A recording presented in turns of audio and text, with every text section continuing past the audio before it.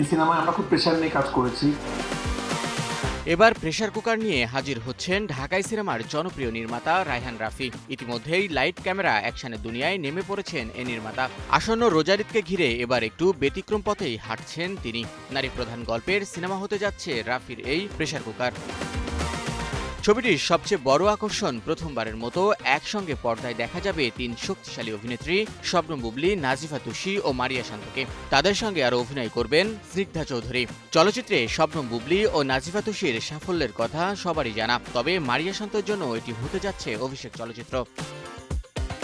Pressure cooker সিনেমাটি নামই ইঙ্গিত দেয় এটি শুধুমাত্র একটি বস্তু নয়, প্রতীকী চিত্র কেবল। নারীর জীবন সংগ্রাম, সমাজের চাপ, সম্পর্কের টানাপোড়েন আর ভেতরে জমে থাকা না বলা কথার বিস্ফোরণ, সবকিছুরই রূপক হিসেবেই গল্পে উঠে আসবে এই প্রেসার কুকার।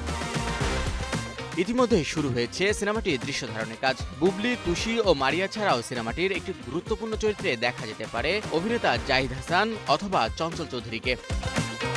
নির্মাতা হিসেবে রায়হান রাফি বরাবরই সমসাময়িক সামাজিক বাস্তবতাকে নাটকীয় ও দর্শকবান্ধব ভাষায় পর্দায় তুলে ধরেন। পরাণ, দামাল, সুরঙ্গের মতো কাজের মাধ্যমে তিনি প্রমাণ করেছেন মূলধারা সিনেমাতেও শক্ত গল্প বলা যায়। প্রেসার কুকার সেই ধারাবাহিকতারই আরেকটি সাহসী সংযোজন হতে যাচ্ছে বলে মনে করেন চলচ্চিত্র সংশ্লিষ্টরা। শাহিন শুভ, নিউজ 24।